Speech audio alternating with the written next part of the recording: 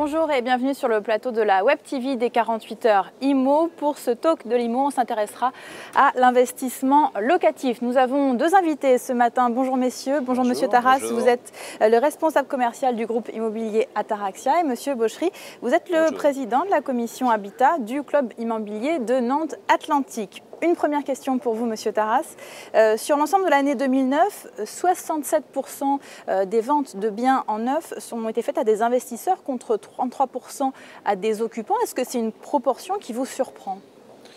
Non, puisqu'en fait, à partir de 2009, on a mis en place une nouvelle loi fiscale qui s'appelle la loi Cellier, qui a été un principe très simple de défiscalisation et une défiscalisation extrêmement importante pour les acquéreurs qui se positionnaient sur l'investissement locatif. Donc ça a été un vrai moteur et un vrai levier suite à une année 2008 qui a été extrêmement difficile sur le marché de l'immobilier. Et donc on a retrouvé cette proportion sur nos différentes opérations immobilières. Par ailleurs, je dirais, il y a quand même des mécanismes aussi qui ont été mis en place pour l'accession à la propriété, puisqu'il y a eu un doublement du prêt à taux zéro qui a fonctionné. Il y a eu aussi des dispositifs plus locaux auprès de la collectivité locale, notamment Nantes Métropole, un dispositif première clé, qui ont permis, si vous voulez, avec le pass foncier, d'avoir quand même une proportion, malgré tout, assez intéressante de personnes qui se sont positionnées sur l'agence principale. Mais malgré tout, je dirais, la mécanique Cellier a emporté un peu le marché et il n'est pas rare de voir parfois certaines opérations où la proportion même est parfois plus importante sur l'investissement locatif. Donc on n'est pas surpris de ce ratio entre les deux possibilités. Justement, si ce ratio est aussi important, c'est parce que vraiment la loi Cellier, ça représente un dispositif historiquement avantageux pour la défiscalisation. Voilà. En quoi est-ce que ça consistait jusqu'ici? Alors historiquement, effectivement, parce que si on reprend les différentes lois fiscales qui ont lieu depuis des années, je crois que l'avantage fiscal à ce niveau n'avait jamais été vu. Donc c'est un principe qui est assez simple en fait, puisque c'est un principe de réduction d'impôts. Les principes précédents, c'était un système d'abattement sur les revenus, c'était un peu complexe à expliquer. Réduction d'impôts, tout le monde sait ce que ça veut dire. Donc le dispositif Cellier, c'est une possibilité, dans le cas d'un investissement locatif, d'avoir une réduction d'impôt de 25% sur le montant d'investissement, qui peut aller jusqu'à 37% de réduction d'impôt. Donc si on fait un petit calcul simple, du 25% sur un investissement à 200 000 euros, c'est 50 000 euros. Étalé sur 9 ans, parce qu'on a une obligation locative de 9 années, c'est de l'ordre de 5 550 euros de réduction d'impôt immédiate chaque année. Donc c'est vraiment, je dirais, c'est vraiment un principe extrêmement intéressant fiscalement. Alors les règles du jeu vont changer à partir du 1er janvier prochain. Est-ce que la loi Cellier va être moins intéressante qu'avant ? Non, je ne dirais pas ça, c'est qu'il y a des modifications qui sont certaines nécessaires. La première, c'est qu'effectivement, il y a un verdissement de la loi fiscale, c'est-à-dire qu'on va privilégier maintenant, je dirais, les logements BBC, bâtiments à basse consommation, dans une logique de développement durable et de protection de l'environnement. D'autre part, il y a une modification des plafonds comment dirais-je, de loyers qui vont s'adapter au marché locatif, parce que parfois on a pu voir des distorsions qui ont été mises en place. Donc je dirais non, ce n'est pas une loi, au contraire, on est plutôt satisfait qu'il y ait toujours une réduction d'impôt qui est mise en place, parce qu'en fait la modification va passer, au lieu d'être à 25% de réduction d'impôt, on va passer à 22,5% pour les logements BBC en 2011, et en 2012, cette réduction d'impôt va passer à 18%.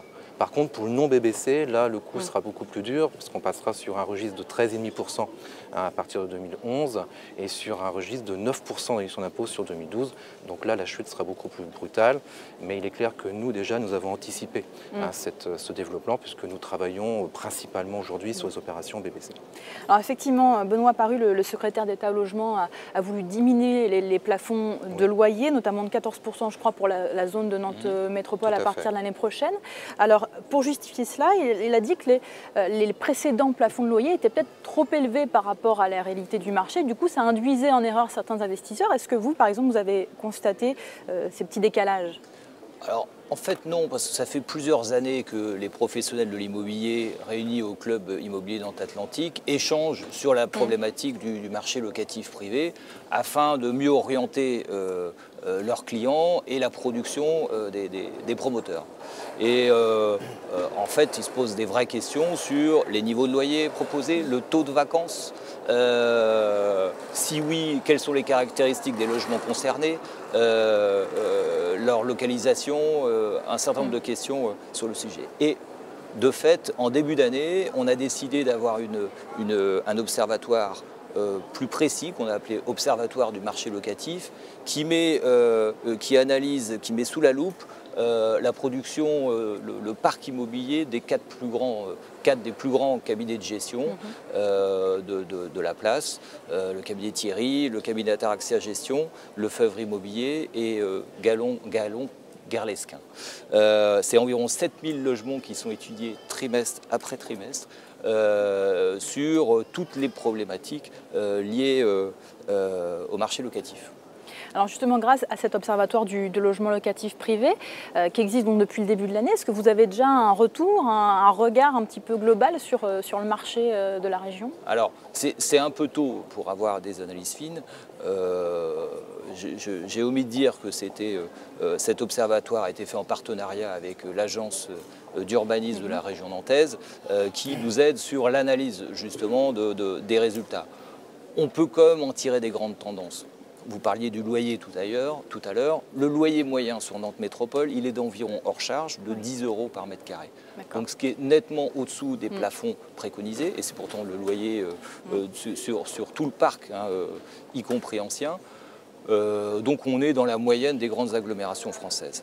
On peut même remarquer que les loyers sont peu différents entre Nantes et son agglomération. La deuxième tendance, c'est le taux de vacances. On pouvait imaginer, compte tenu de la production importante qu'il y a eu ces dernières années, en particulier liée à la loi Sellier et à l'engouement du public pour les produits celliers, on pouvait imaginer qu'il y ait une suroffre. En fait, les constats que nous faisons, c'est qu'il y a moins de 5% de taux de vacances. Et je dirais même que le taux de vacances à plus d'un mois, le nombre de logements qui ne sont pas loués depuis plus d'un mois, il est d'environ 3,3%. Donc le constat qu'on peut faire, c'est que les biens partent très vite et qu'il faut absolument continuer à produire parce que c'est un produit qui est nécessaire pour l'agglomération nantaise. Alors on l'a dit, grâce à la loi Sellier, il y a eu beaucoup d'investissements. Une fois qu'on a investi en loi Sellier, qu'on a un investissement locatif, il faut s'en occuper, ce n'est pas toujours facile. Ataraxia est aussi, je crois, les gestionnaires locatifs. Quel genre de service vous proposez aux particuliers qui ont investi pour ne pas avoir à trop s'occuper de tous les petits tracas justement de la location? Effectivement, à partir du moment où on a vendu un bien en investissement locatif, on a un devoir d'accompagnement de nos investisseurs. Et puis on a un devoir aussi de garantir la réussite de leur placement pour les rassurer et pour aussi qu'ils aient une continuité et une pérennité dans leur revenu locatif. Donc cet accompagnement, il se positionne, je dirais, très en amont dans la définition même des produits, puisqu'on travaille effectivement sur la définition du loyer pour chaque programme, pour chaque logement. On étudie le marché locatif local, y a-t-il un marché, quels sont les montants des loyers, la qualité de l'emplacement. On travaille même sur la typologie des biens qui vont être mis en vente pour qu'on corresponde réellement au marché. Ça, c'est très en amont. Pour vous donner un exemple, sur 2010, on a travaillé et on a estimé à peu près 4000 loyers sur 4000 logements qui sont mis sur le marché. Donc c'est vraiment extrêmement important. Donc, dans ce contexte-là, en amont et en aval et au quotidien, on doit assurer donc la gestion locative de nos biens. La gestion locative, c'est la gestion au quotidien, c'est la gestion administrative, c'est la gestion financière, c'est la gestion technique des biens. Il faut aussi, pour nos clients acquéreurs, louer le bien. Donc c'est chercher le locataire, trouver le bon locataire. Il faut aussi garantir le paiement de ces loyers, et taxes et autres par le locataire. Il faut aussi garantir la pérennité du bien immobilier en lui-même. Ça veut dire qu'il faut anticiper l'entretien de ce logement. Il faut aussi envisager les réparations en cas de détérioration faite par le locataire. Il faut aussi, je dirais, assurer la tranquillité et la garantie juridique du bailleur en cas de litige relatif au bail entre le bailleur et le locataire. Et puis une chose auquel on ne pense pas, mais il faut aussi parfois garantir des loyers en cas d'absence de locataire. C'est ce qu'on appelle des garanties de carence locative, c'est-à-dire quand on met pour une première fois le bien en location, il faut garantir qu'il soit loué. Et puis la vacance locative, c'est parfois l'absence de locataire entre deux locations. Donc tout cela, on le retrouve dans un ensemble d'offres immobilières qui se réunissent au sein de PAC locatifs, au sein de nos structures, dont le plus performant qui regroupe l'intégralité des garanties, c'est un PAC qu'on a mis en route en début d'année 2010 qui s'appelle le Zen Invest Gold, qui fonctionne très bien et qui est extrêmement sécurisant pour nos clients investisseurs. Alors on a beaucoup parlé de la loi Sellier, mais il y a un autre dispositif qui est peut-être un peu moins connu, c'est le PLS, le prêt locatif social. En quoi ça consiste? Voilà. Alors le prêt locatif social, donc le PLS pour faire court, en fait il s'adresse à des personnes physiques ou morales qui réalisent une opération locative. Donc le PLS, en fait, il est destiné à financer des logements correspondant, je dirais, à des niveaux de loyer et à des niveaux de ressources supérieurs aux prêts locatifs à usage social, sur des marchés tendus. Le PLS, il est distribué essentiellement par des établissements de crédit qui ont signé une convention avec la Caisse des dépôts et consignations. Par exemple, le Crédit Mutuel a signé une convention, donc est habilité à distribuer, je dirais, ce crédit. Et le montant du prêt, c'est un montant, c'est au minimum 50% du montant de l'investissement qui doit être financé par le PLS, sur une durée minimale de 15 ans, au taux d'intérêt indexé sur le taux du livret A.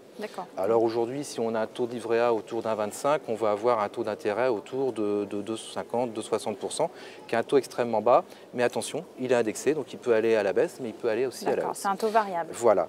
Il y a aussi une convention qui est obligatoirement passée avec le bailleur et l'État pour réguler cette location en PLS, puisque de toute façon, il faut un logement en destination résidence principale pour l'occupant. Il faut aussi respecter des montants de loyer et il faut aussi, pour le locataire, respecter des niveaux de ressources. Donc tout ça est très, très verrouillé, très, très sécurisé. Au-delà de ça, ça amène quand même certains avantages pour l'investisseur. Globalement, pour le marché, ça amène, premier point, quand même des loyers à loyer modéré, donc ils sont au-dessus des loyers sociaux, mais qui sont en dessous du loyer marché. Donc ça donne une offre sur le territoire de loyers extrêmement intéressant pour des populations qui sont entre deux eaux. Et puis pour le bailleur, l'investisseur, je dirais 3 avantages essentiels. C'est qu'il va pouvoir acheter le bien en TVA 5,5 et non pas en 19,6, donc il y a quand même un gain de 14% qui est extrêmement intéressant. Là, c'est que le bien va coûter moins cher. Le bien va coûter forcément moins cher. Ensuite, le bailleur va bénéficier d'une exonération de la taxe foncière jusqu'à 25 ans. Et puis, il avait la possibilité, mais ça a été modifié un tout petit peu, de coupler tous ces avantages avec éventuellement un investissement en loi Sellier. Donc ça a été revu en 2010, c'est qu'aujourd'hui on peut le faire, mais uniquement pour des opérations qui ont fait l'objet d'un dépôt de permis de construire avant le 1er janvier 2010. Donc les opérations vont se raréfier. Il en existe encore quelques-unes. Chez Ataraxia, on va en sortir une très bientôt, notamment qui sera en BBC, donc on pourra cumuler tout l'avantage fiscal. Et on pourra cumuler également l'avantage Sellier. Donc il y a encore de belles capacités sur le PLS. Je rajouterai une tendance que nous avons observée dans le cadre de notre observatoire, c'est le taux de rotation des locataires qui est relativement élevé puisqu'il est de 27%. Ça veut dire que 27% des logements sont reloués dans l'année sur un parc donné. Ceci dit, ça correspond à la moyenne nationale et ça correspond à une évolution des comportements des utilisateurs. Quand on revient sur le PLS, on a des loyers qui sont moins chers que les loyers du marché, donc c'est un dispositif qui a tendance à fidéliser les clients, les locataires dans leur logement.